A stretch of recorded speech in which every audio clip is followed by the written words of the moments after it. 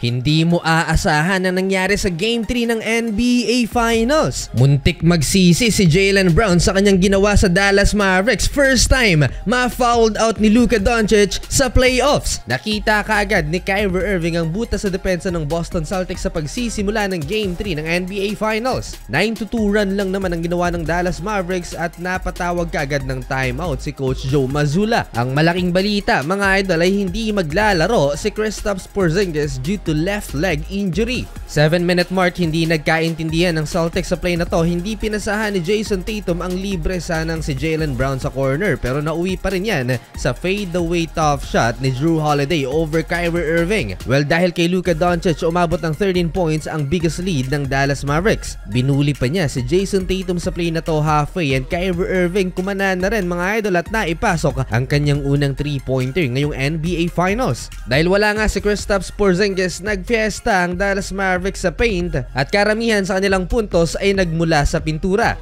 Well, nakabawi ang Boston Celtics led by Jaylen Brown and Jason Tatum. Unti-unting natapyas mga idol ang lamang ng home team hanggang sa nakat sa dalawa, 25-23 last 2 minutes. Dante Exum attacking the paint, slam dunk, sumabay pa si Jason Tatum. Well, baba sa isa ang lamang ng Dallas Mavericks sa pagtatapos ng first quarter, 31-30. 13 points si Luka Doncic, 13 points din ang naitala ni Jason Tatum. Second quarter, tumahimik ang crowd dahil nakuha na ng Boston ng kalamangan 32-31.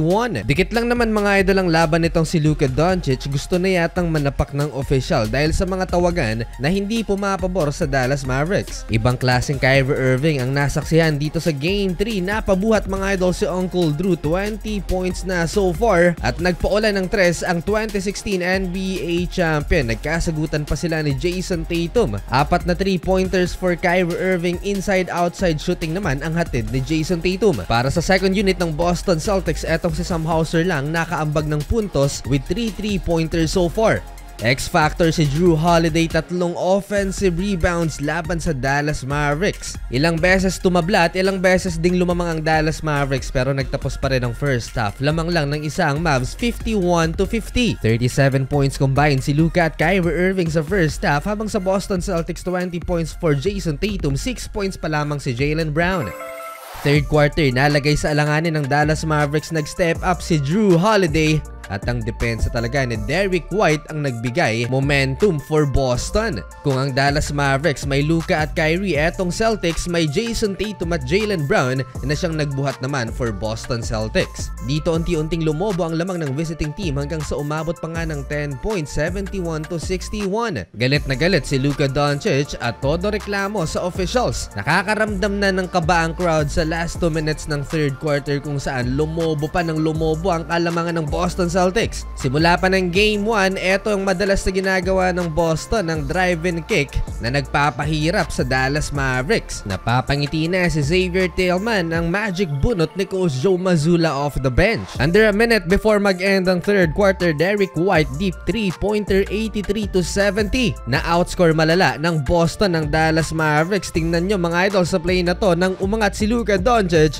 nakita ni Jaylen Brown ang kahinaan sa depensa ng Dallas Mavericks. Ayun, nakakita ng liwanag, slam dunk. Hindi pa makapaniwala si Jason Tatum. 85-70, lamang ng 15 points ang Boston Celtics. Fourth quarter, back-to-back 3-pointers ang ipinangbungad ng Boston Celtics sa Dallas Mavericks. Tahimik na tahimik sa arena at nalalasap na ni Jason Tatum. Mga idol, ang panalo. 21-point lead by Boston at hindi makapalagang Dallas Mavericks. Pag nanalo dito ang visiting team, 3-0 na ang series at sa kasaysayan ng NBA, wala pang may nakagawang makambak ang 3-0 deficit. Pinag-aasar na ni Jaylen Brown ng crowd. Tahimik daw mga idol. Pero hindi pa tapos ang laban, may natitirang 10 minutes pa sa final quarter. Gumawa ng 10-0 run ang Dallas Mavericks kaya naibaba sa 11 points ang lead ng Celtics. Sa sobrang hype ni Dirk Nowitzki, binigwasan si Steve Nash. Ayun, nagising parang binuhusan ng kape. After ng timeout ng Boston Celtics, eto, naibaba pa sa 6 ng Dallas Mavericks ang kanilang lamang, 93-87.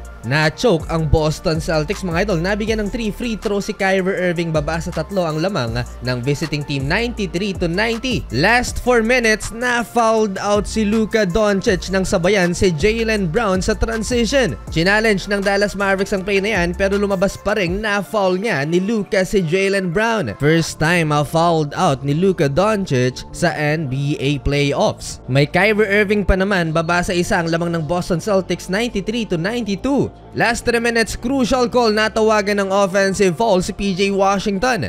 And Derrick White na libre, gandang pasa ni Jrue Holiday, back to 6 points ang lead ng Boston. Last 2 minutes, big time back-to-back shot for Dereck Lively II, 100-98, last 1 minute and 20 seconds. Last 1 minute, Jaylen Brown may sagot, cold-blooded mid-range jumper. Last 24 seconds, Kyrie Irving 3-pointer nagmintis mga idol. Dito na natalo ang Dallas Mavericks. Malaking kawalan si Luka Doncic, 3-0 na mga idol ang series.